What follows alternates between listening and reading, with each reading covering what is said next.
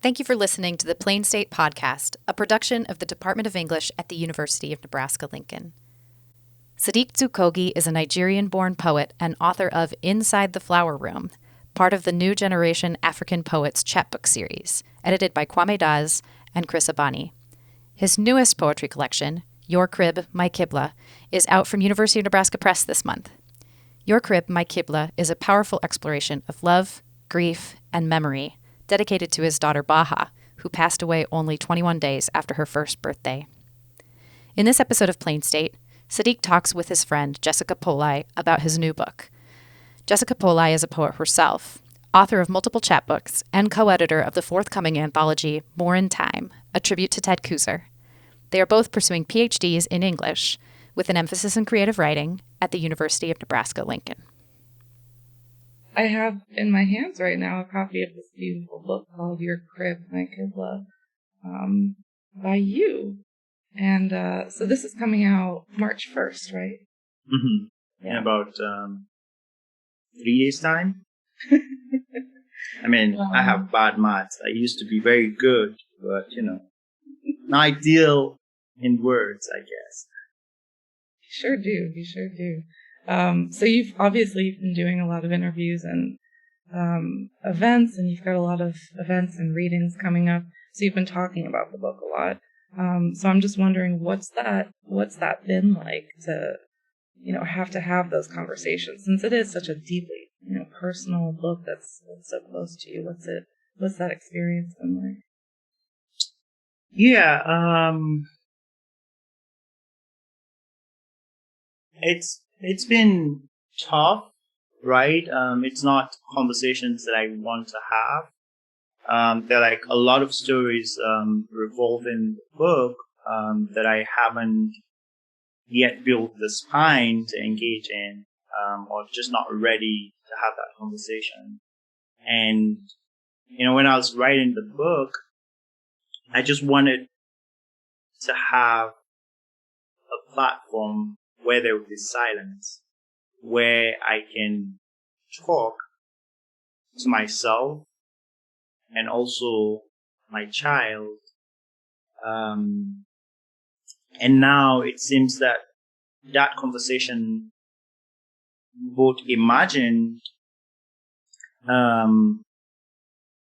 are in the public space, and people would kind of participate in that intimate conversation that I had with myself and my child. And that frightens me. But again, I always whisper in my own ears that I have to get out of my own way, right? Because this is not just about me. Even though it is satisfying that I'm able to build connection, even though she's not physically present, right? That's like something that I don't take for granted, right? Because there have been people who have, suffered this kind of loss, but do not have agency with words or even the privilege of language to articulate what they're going through, right? And being able to talk about suffering, trauma comes up, it kind of is therapeutic, right? And so I am celebrating that I have that agency to do that, while simultaneously striving to keep the memory of my child alive. And I don't know if I'm projecting But what I feel is like in keeping those memories alive, because, the thing with memory is that they recede, they fade. And I don't want to have to bear witness to the fading of a memory. And one way to keep it alive is by having the book out there and having the painful conversation about what it means for the book to exist. These are things that I'm still learning through. I'm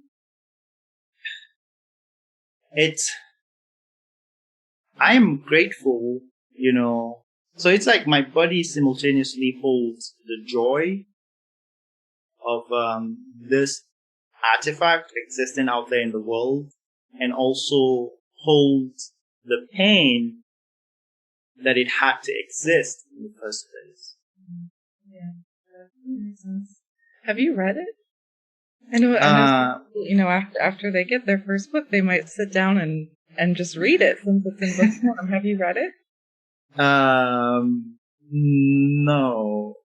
So it took a while before, like, what I did when the books arrived, because, I was caught unawares. Someone got their copy and posted on Facebook, and they say, look what arrived, and they attacked me, and I just opened it and I saw the book, and I'm like, it's out, and his response was apparent. And I was overwhelmed with emotion, and I started to cry, which is something that, I have known would happen, right? Yeah. Because I've published some of the poems in literary journals, and each time that, a poem is published, it's a mixture of emotions that I haven't completely understood or make sense of, right? But those days are usually days that are really hard for me to bear, right? Because I become extremely sad, especially when, people are engaging with it, right? Which is the goal, right? To preserve her in the poems. And if one person reads it, right, it means at least my attempt to that kind of preservation is successful. But it like drills the hole even deeper, because it makes me realize that, yeah, she's actually gone, right? And this is the only form that we can have her, right? Because it's strange that a lot of people now know her name. There's a writer from Canada who, for the first time, responded to a post that I made on Facebook, which just implied, right? And he responded by calling out her name. And that was like the first time that we were engaging on Facebook. And that was satisfying, right? Because the goal ultimately is to keep her close to me, even if it's in a stranger's mouth. Mm-hmm. That's interesting. I was reading back through the book last night again, and there's a few poems that really stand out to me in the book. One of them is Learning Constellations, and it starts, "Today Baha is not dead," and you start quite a few poems like that. And to me, those are some of the most powerful moments of imagination and also connection in the book. And you repeat that line even within those poems as well. And it almost feels like an incantation. Like, it feels like almost like if you repeat it enough, maybe you might make it true. You know? I was wondering if you if you remembered writing any of those poems or what your thinking was behind those poems? I know those poems were deliberate. They were the only poems in the book that were deliberate. But the sad thing is that I cannot recall writing any of them. But they're the ones that I read when I want to read the poems. Oh, like when you're doing a reading, or when you're just reading them on your own? When I'm reading them on my own. I think the only one that I've read is Marshmallow. But I haven't read, reading to a public. But privately, each time that I want to engage with that material, those are the poems that I read. And I don't know why. Maybe I suspect because those are the ones where she's still here. Mm-hmm. And it goes on, from,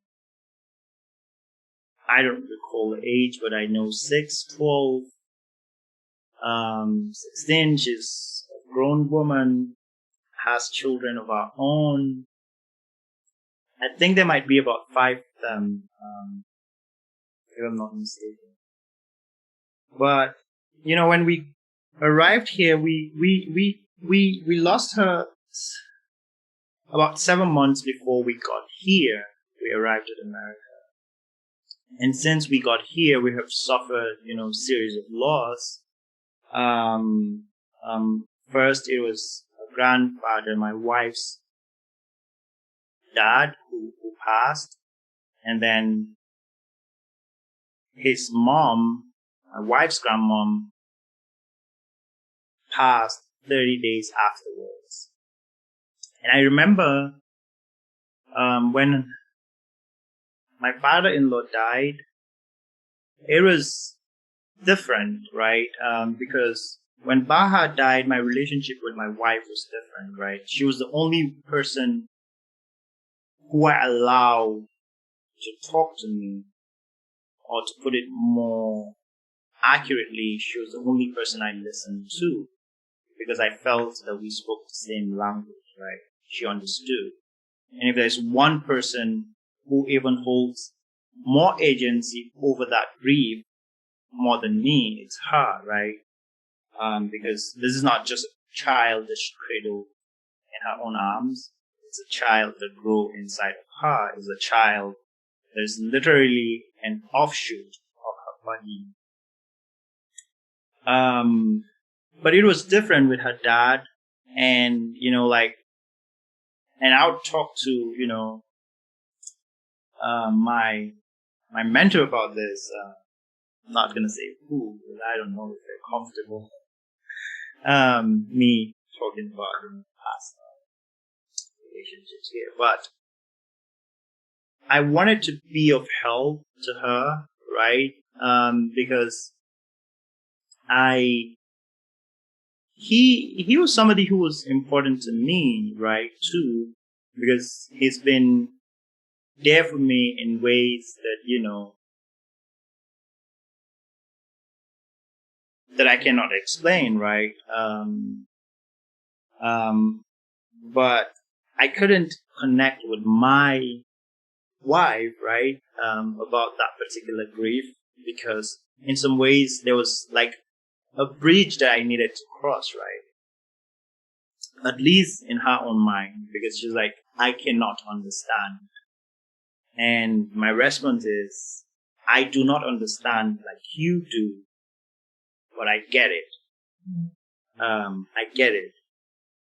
And there was a huge disconnect, which is understandable, when people are grieving, because the impulse is to detach the self from the world, to get, immersed in this dark room, because that's what grief is.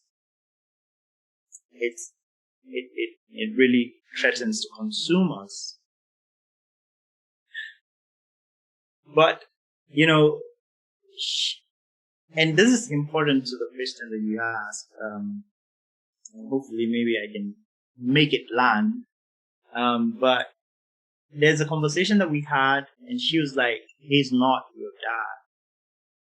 And you're not grieving him the way that I am. She wanted me to grieve him with the same level that she was, right? And I didn't have this conversation with her, but I did have this conversation with myself. And what I said was, it's not possible for me to grieve him the way that she does, right? Because my connection to him is hard, right? Though we've built our own relationship, right? But it's not the kind of relationship that she's built with him. I don't have as much memory of him that she does, right? And that's why her grief would be more, right? But I grieve him. But when I think about him, the things that I remember are limited to 14 years that I have known him, right? But she has lived a longer time with him, made more significant, experience and memories about, him.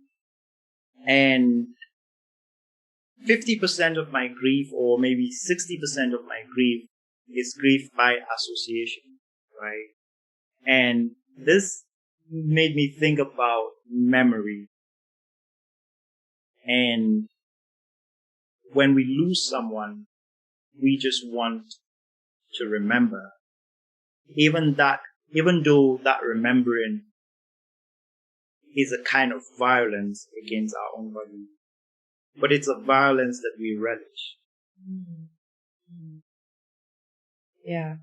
And I think that speaks to also the fact that just, grief is so personal and so distinct, and, but it also rubs up against other people's grief, which I think is highly relevant to the times we're living in right now. Just so many people have been grieving over this past year for so many reasons. And, I think that, as writers, that weighs on our minds and our work quite a bit. I say that because I know that, I wanted to ask you also about, you recently received a fellowship for a nonfiction project that you're working on. And so I was wondering if you wanted to talk a little bit about that. We'll get back to we'll talk about the book again, but I think it relates to what you're talking about right now. Mm-hmm. So that's a little bit of a funny situation that I've got going with the fellowship.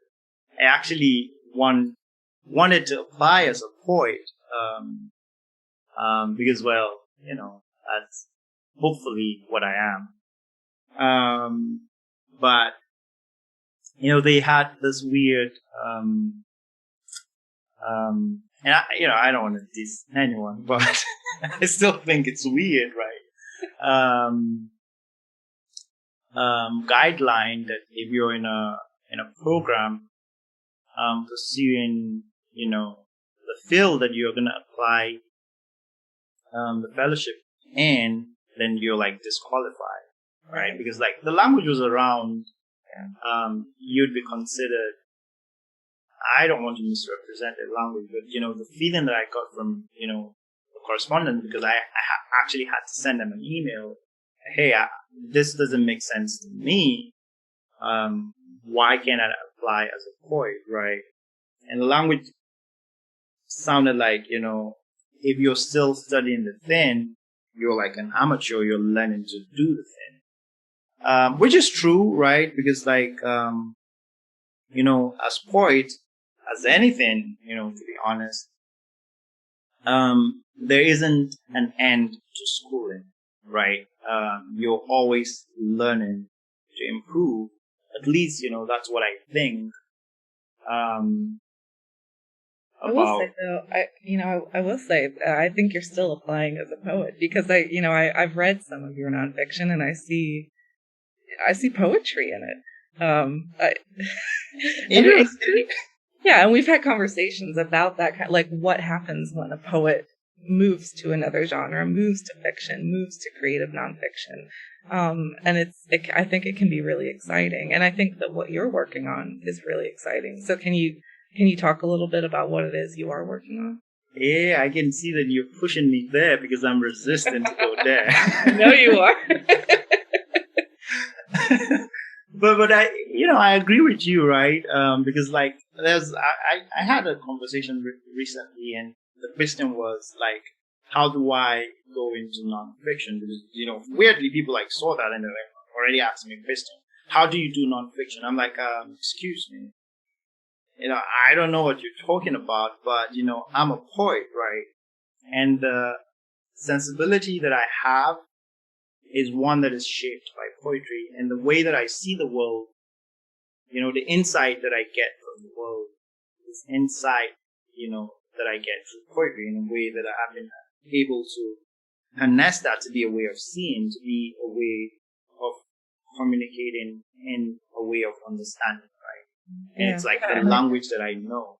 And I think that kind of translated to everything else because like when I started that thing, I actually wanted to write a poem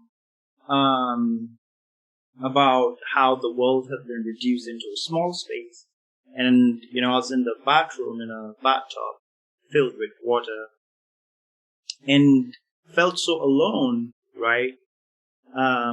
Not the loneliness that comes with that reduced space and the heaviness of water, but the loneliness that has befallen all of us, right? And has forced us to shrink our lives to fit into the confines of, our homes. And it wasn't enough space for me with the poem, right? Because the poem is a compressed space that is like, that can, unravel into a universe, which is like eternal, infinite, right? But because of the pandemic, because of the lockdown, though it wasn't really in effect in Nebraska, it was pretend lockdown. I needed more space. I needed more freedom. And poetry wasn't enough for that kind of reflection at that time. Because it was partly anger, partly the need to touch other human beings outside of my immediate family, the need for us to be together in the world, right? And see how stories unfold. And so I started writing poems, and the next line, I'll jump into prose. I wasn't restricting myself because there was enough restriction out there in the world. And I just wanted to be free. And the way to be free in that moment was to synergize, the agency from poetry and the agency from prose. People would love to say it's hybrid or whatever, or lyrical, which is what, the Nebraska Art Council, the person that I was in correspondence with, she literally said that they were having a hard time because they wanted to know who was behind the thing. It was supposed to be blindly, but they wanted to know if this person was a poet, and they were like a little bit confused if it's like an epic poem or a nonfiction. But in the end, even poetry, I love to think it's nonfiction, right? Because, well, in the end, and also in the end, does it matter? I mean, do we need to put it into this box? Can it just be what it is? Like, here's this thing, right? Yeah, sometimes, as human beings, we're very resistant to difference, right? And that's why, people, would resist change, would resist progress, and any kind of movement that is not familiar to them, right? Because we have, created for ourselves this small box, and every single thing, even the things that we don't know jack about, must fit into the confines of what we have created. And sometimes those boxes are really small, right? And there isn't just enough space, right? And like, I know that I was struggling about what I was doing because I shared it with some people, right? With you especially, because I think you must have seen about 80% of it or something like that. But, the sense that I got from, the feedback was that, yeah, this is something, but it's something that they like. And I'm like, well, if that's the response, then instead of laboring to find a name for the thing, why not just continue doing the thing? Let's keep doing it. Yeah, and figure out whatever it is much later. Yeah. Maybe there isn't a figuring out, but there is the thing, right? Well, I think that's a smart, just in terms of thinking about writing process, I think that's a really smart approach to not bog yourself down with what is this going to be? How am I going to, publish this or market this, or what am I going to tell people when they ask me what it is? Because I think that really limits you at that point of creation, right? Because if you start putting those labels on it, then it's going to start changing automatically to fit those labels, right? And so if you don't put those labels on it, then I think there's a real opportunity there to do something, just to like you said, to let it be what it is, right? Yeah, you're right. And, truly, the writing of that, and which is something that I'm excited to get back to, because it's like reflective, right? It's allowing me to say the things that, I'm not ready to say in the public, but say it, have that conversation with myself and, make sense of the world before I step into the world. Oh, that's so interesting. And that actually, so right now I'm reading Gregory Orr's Poetry as Survival, and he talks a lot about lyric poetry as a way of putting order to disorder, which I really, as I was rereading your book, a lot of that was striking a chord with me. Like it just felt like this way of putting an organization to these feelings that are in so many ways it's impossible to organize them, and it's impossible to really contain them. But it does feel like an attempt to do that and in order to understand them. He also talks about this idea of a threshold and poets writing out of their threshold. And he defines that in a few ways, but one of them is he talks about it visually. He tells you to think about a door frame, right? Like that definition of a threshold. And a door frame, of course, is very supportive, right? You can stand underneath it during an earthquake, right? So in that sense, it's kind of this safe space. And he kind of equates that with the blank page, right? So sort of like it's a safe space for you to try and do some of that understanding of the chaos and the disorder around you. I don't know. Does that resonate at all? Yeah. That makes a lot of. Do you feel like poetry is a place where you feel safe? Yeah. Before I answer that question, I'm thinking about the door frame metaphor, and lovely, isn't I've it? I've actually thought that the door is actually the thing that can save the world. There's just so much chaos. There's so much misunderstanding happening in the world, and I'm not sure if I made this up or I got it from someone, but I was reading The Half-Finished Heaven by Thomas Transformer, who's like my favorite poet. And I was thinking about the door and thinking about how a half-open door is still a half-closed door. And I'm like, maybe that's the solution to a great misunderstanding of ourselves, right? because it just depends on where you stand. The perspective that you get of life depends on how you see it. And how you see life is shaped by your experiences, right?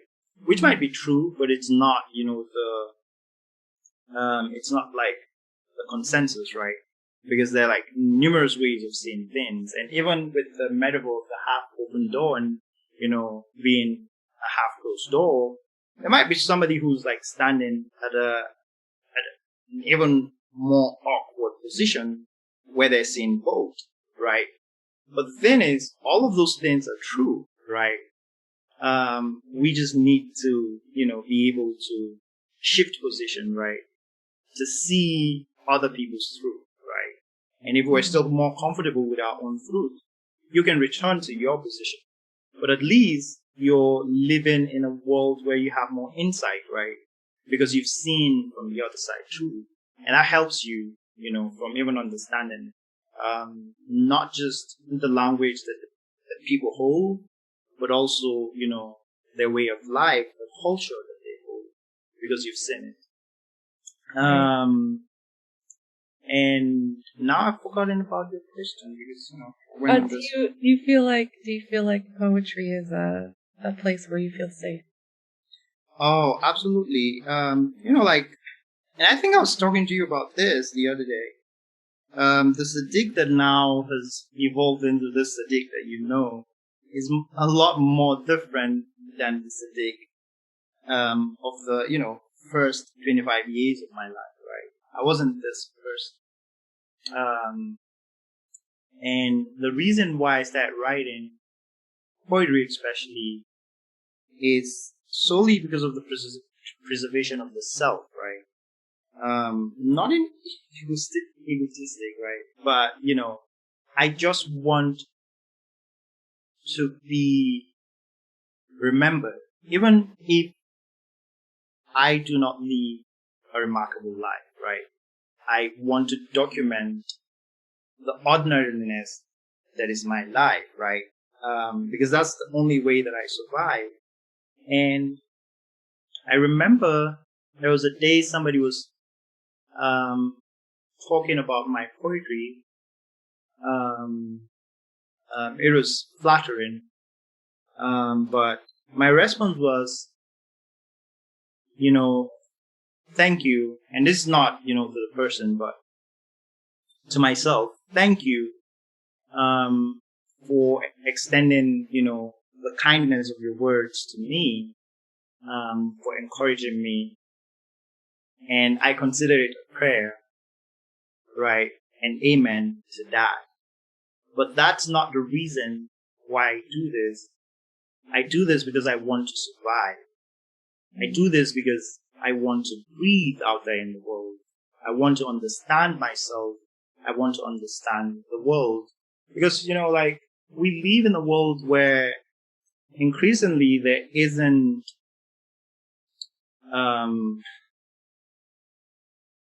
the urgency to have dialogue conversations, right? And that's really necessary for sanity.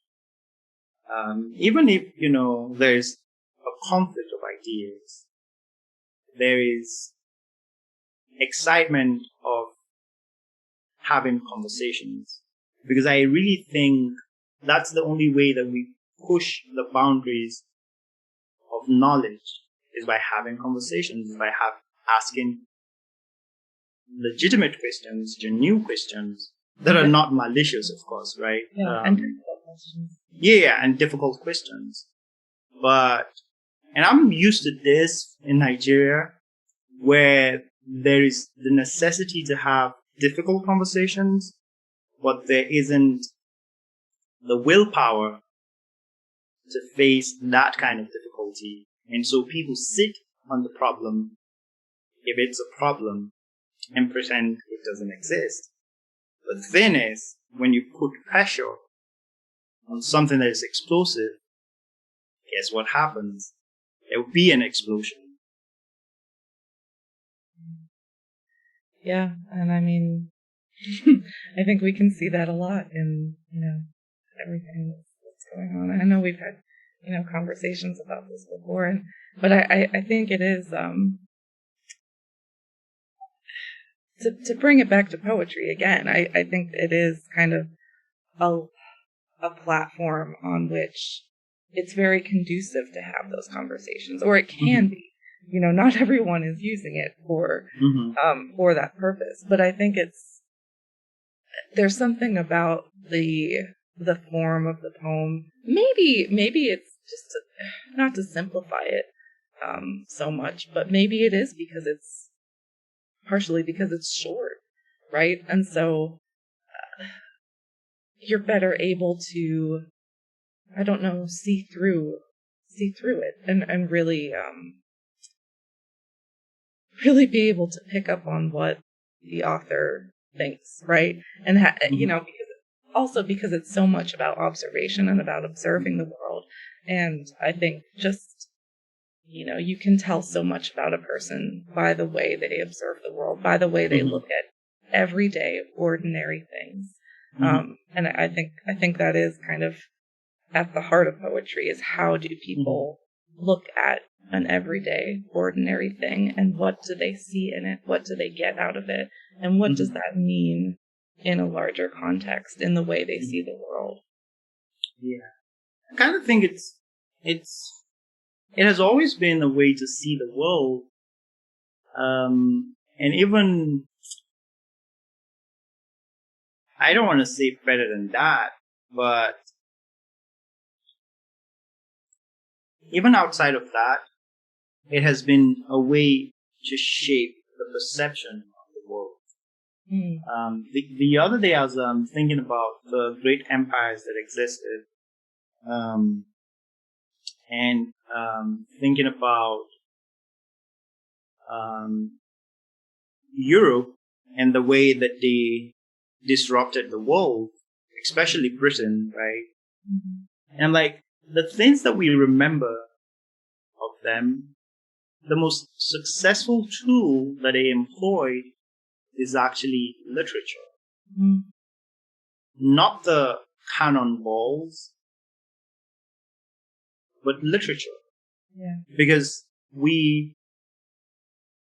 sadly hold them in reverence, even though there's nothing to celebrate about, some of their legacy, if not all of their legacy. Yeah.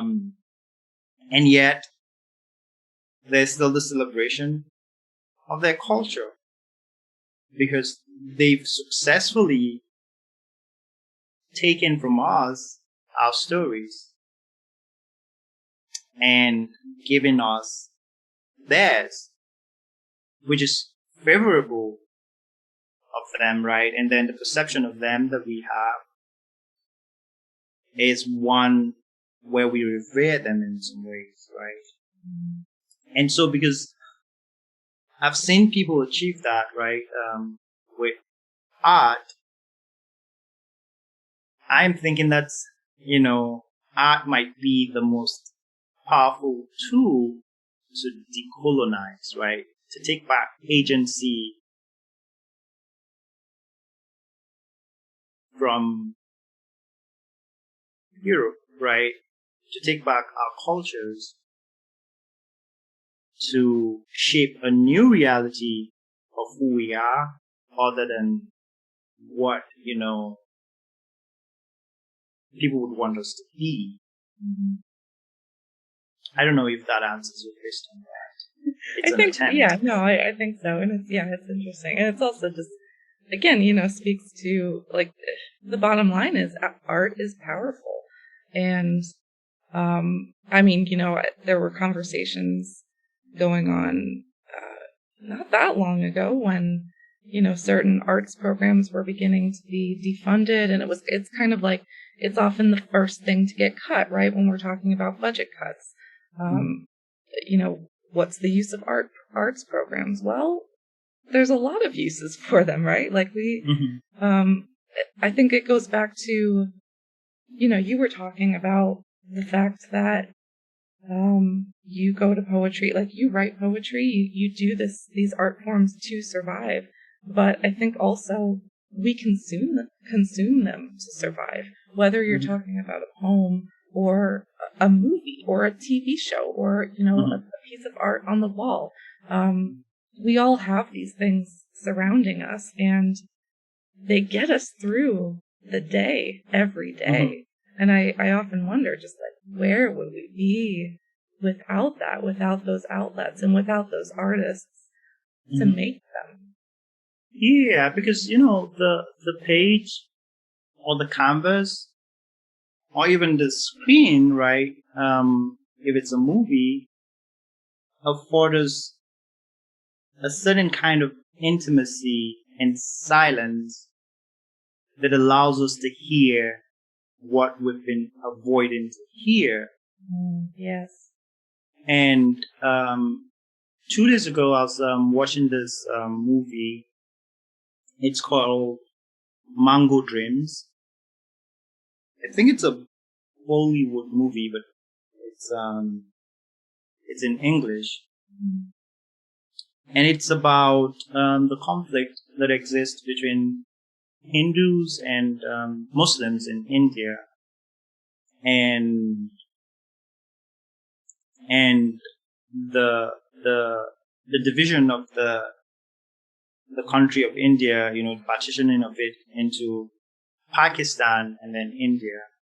And, you know, it was really insightful because it allows me to even make a stronger connection between the things that we do in public spaces, how that can affect, you know, not just us, but, you know, other people that we're not even aware of, right?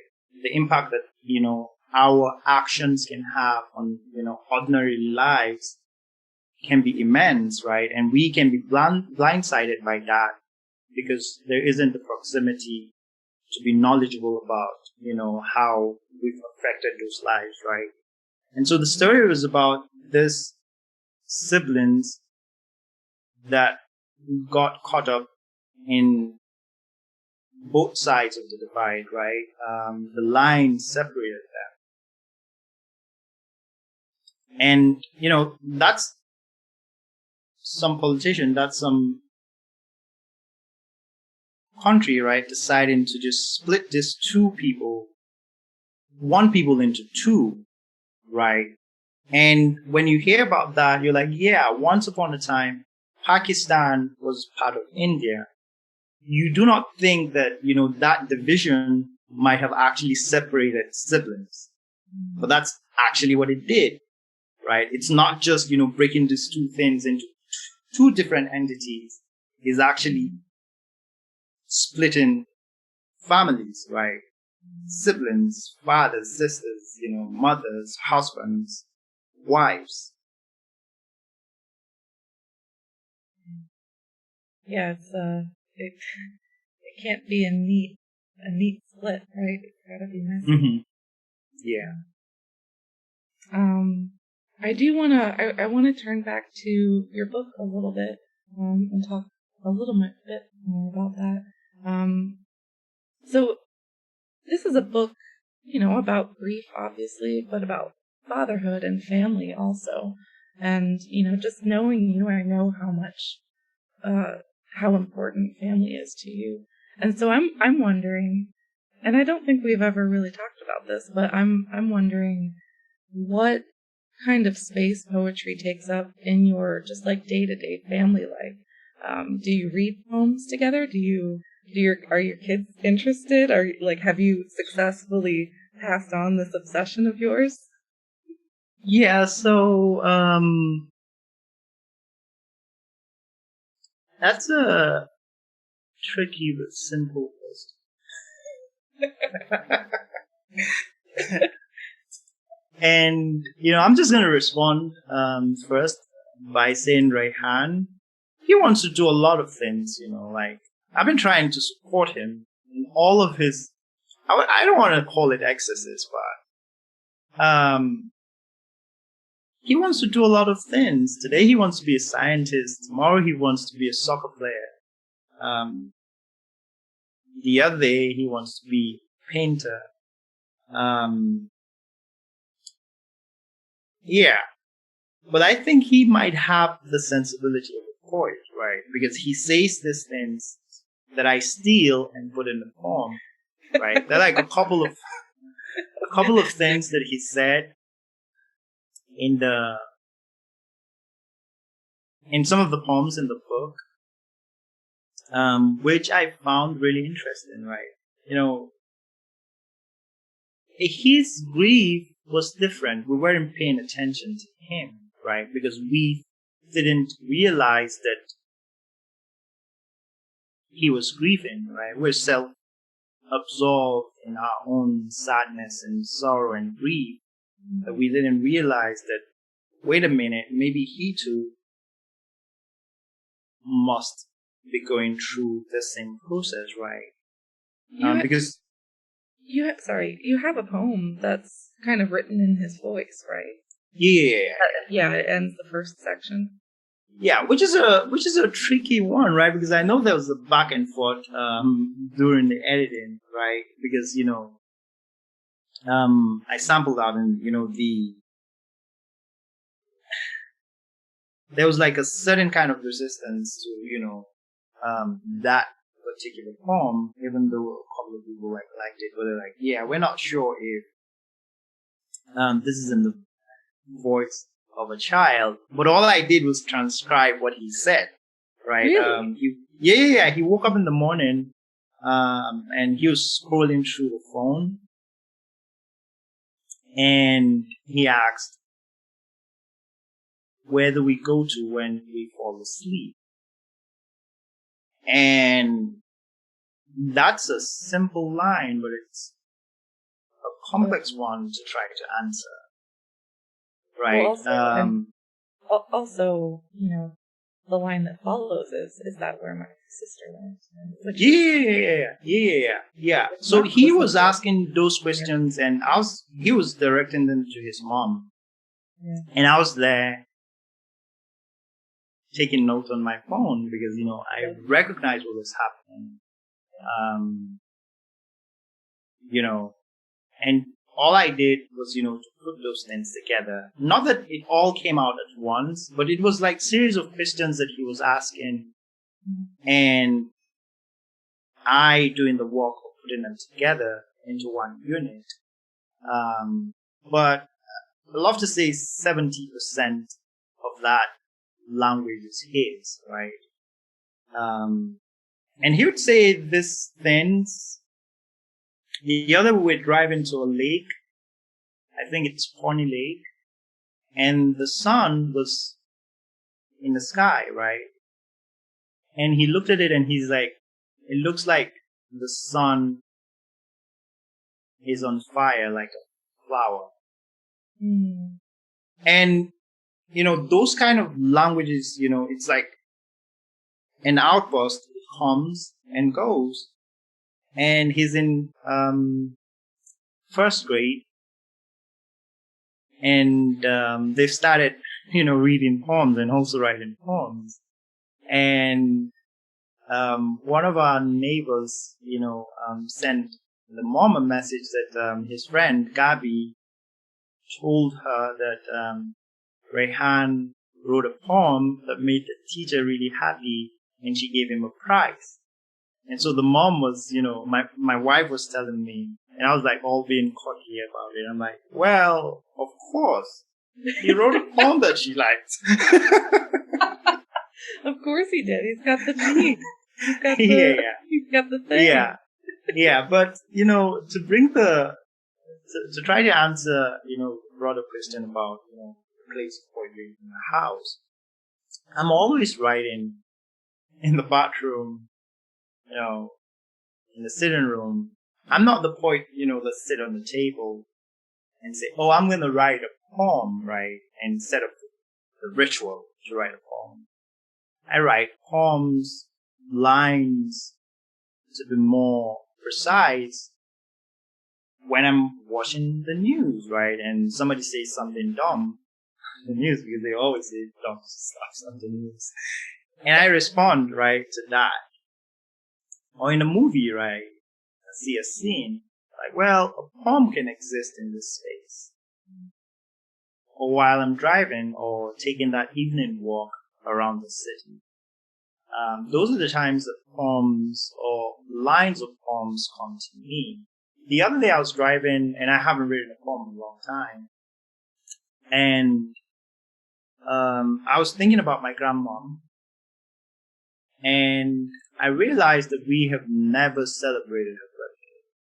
And for the first time in my life, it dawned on me that we don't even know how old she is.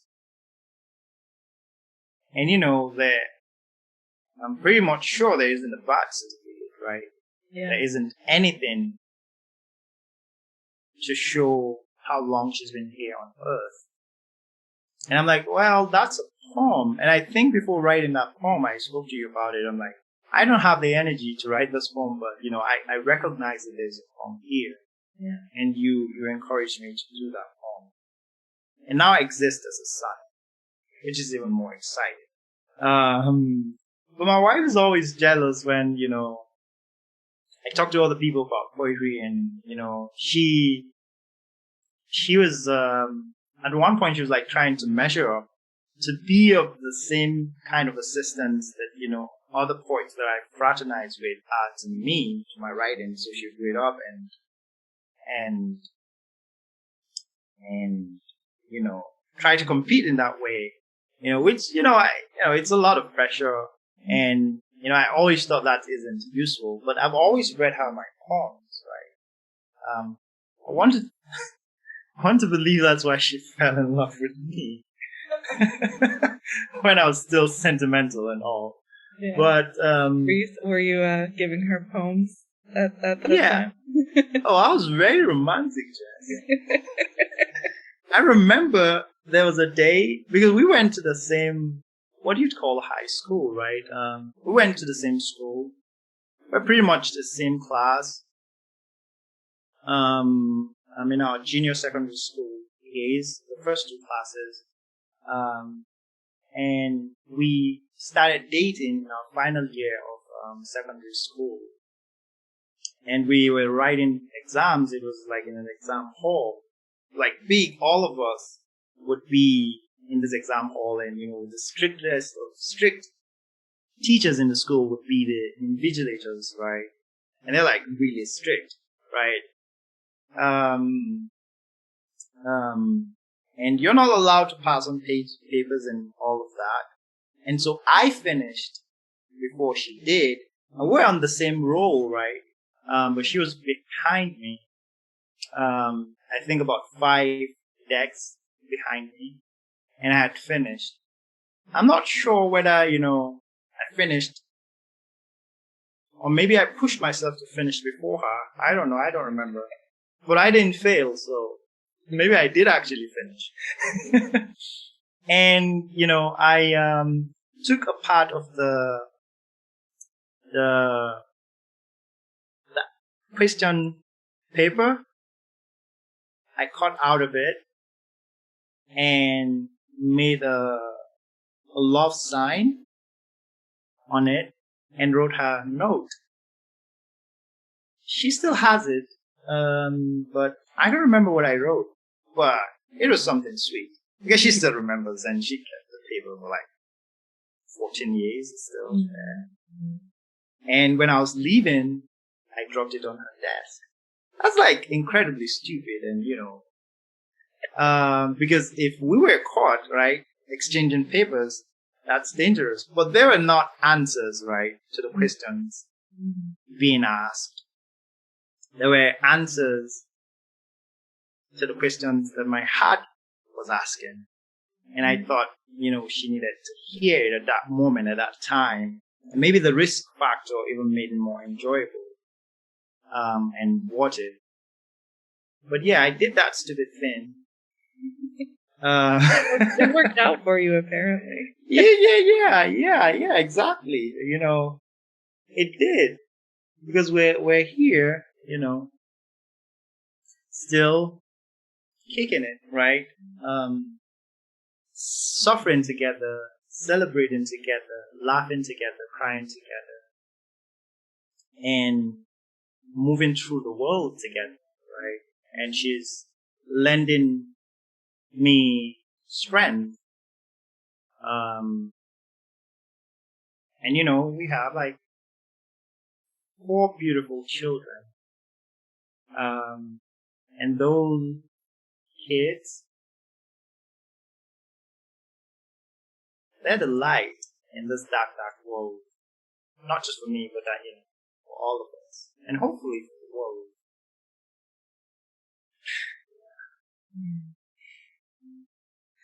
Well, I think I have just one more question, and it's based on something that you just said right there. You were talking about writing a poem. I think a lot of us writers have really struggled to write anything in the past year for various reasons, right? We have the pandemic, there have been riots, it's just, it feels like the world is falling apart. And so I think there have been times where it just feels like, well, what does it matter, right? But you said, you didn't have the energy, like you recognized this poem that should be a poem, right? But you didn't have the energy to write it. Where does that energy come from? And how can you be sure it's going to come back? Mm-hmm. I ask for myself because I like a pep talk now and then. Yeah. I know we've had, some of those. You're great at them. Yeah, well, I hope you're not being a good friend. In this one moment. No, I really mean it. Yeah, and I ask because, I asked that question to you specifically because, so a lot of times I've gotten that energy from you. Like I've been in that place where I'm like, okay, I know that I have to work on this thing or there's this poem that I need to write and I just can't get myself to do it. But then, often after a conversation with you or from something else, it'll suddenly just be there. So where does that come from for you? And again, and yeah, like how do you get through those moments where you're kind of in despair and thinking it's never going to come back? Mm-hmm. Yeah, so so this is something that happened, I don't like talking about my childhood, right? But also I think sometimes I hint at it, right? But,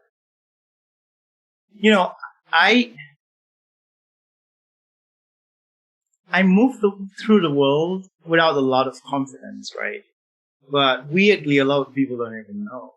But I've learned to hide that. You gotta fool me. Yeah, like, so I'd love to say weaknesses, right? My weaknesses. I've been able to learn how to exist with them such that they're now a strength, right? Mm-hmm. Because I exist in the world. Not that I don't care about what people think of me. I do care. But I care mostly more about what I think of myself, right?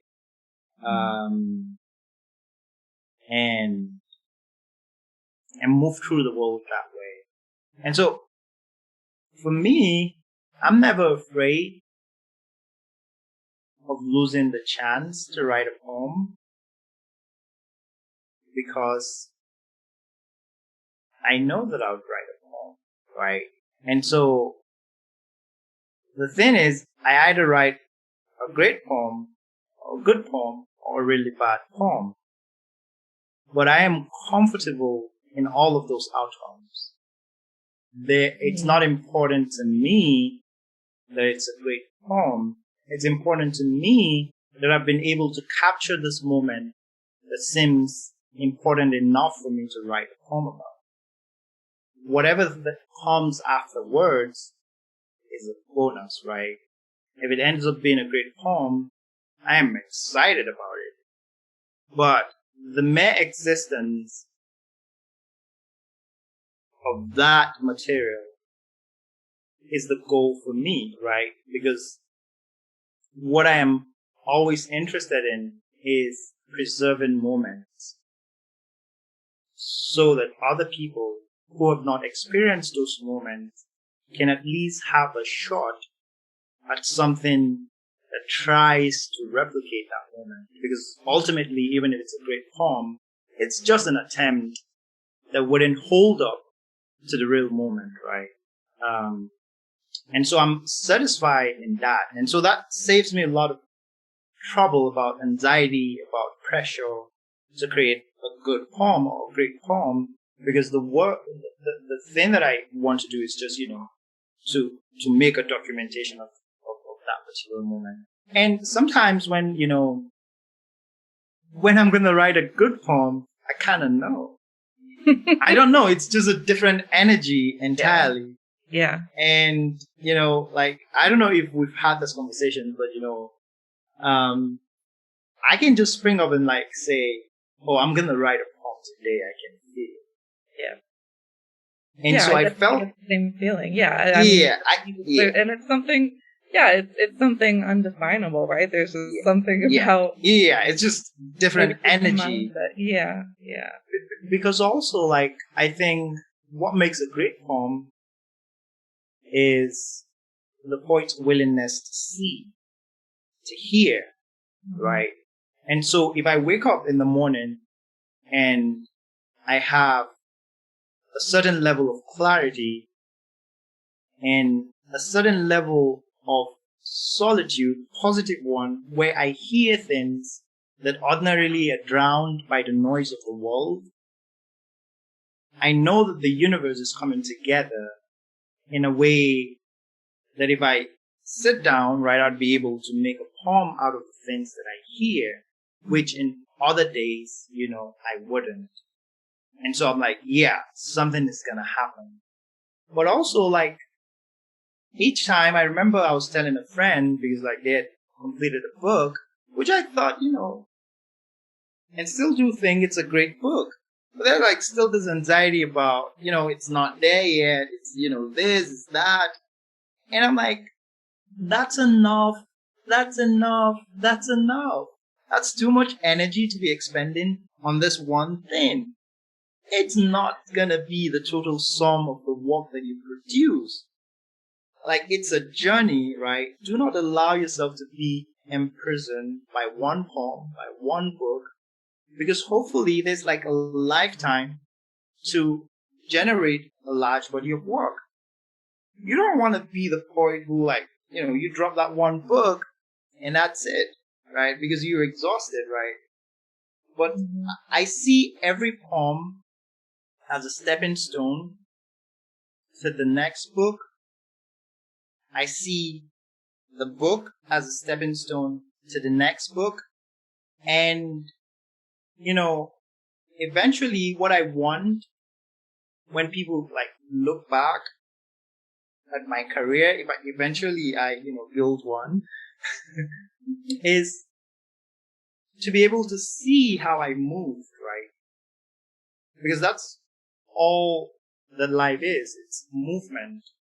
And I want the work that I do as a poet to be a testament to that movement. And so there's no time to waste in one poem. There's no time to waste in one book. I'm not saying, poets shouldn't do the rigorous work of producing good work. But I'm like, that's not the thing that would make or break you. It could be the beginning of what breaks you. It could be the beginning of what makes you. But at least allows, the pleasure of seeing the time loop and how you move, through the time.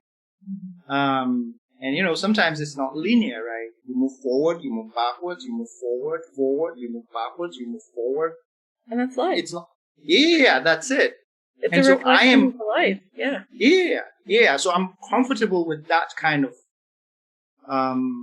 progression and recession and progression and progression and recession and progression, right? Because I want you to see the total sum of me, the way that I move through the world, the way that I understand the world, the ideas, the way that I am reflecting. And eventually, all of it would be the story of my life, the story of my perception of life. You see? So the poem is in the end.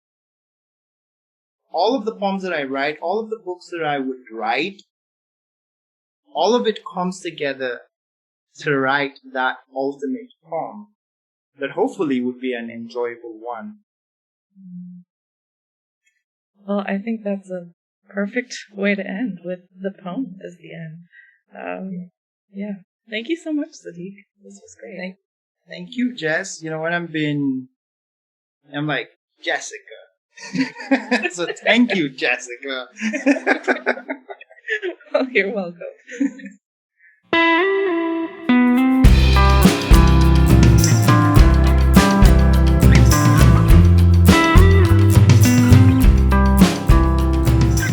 Plain State is produced by Aaron Chambers. Steve Ramsey, that's me, is our sound engineer. Our theme music is by Shadows on a River. On behalf of the Department of English at the University of Nebraska Lincoln, thank you for listening to the Plain State Podcast. Tagline forthcoming.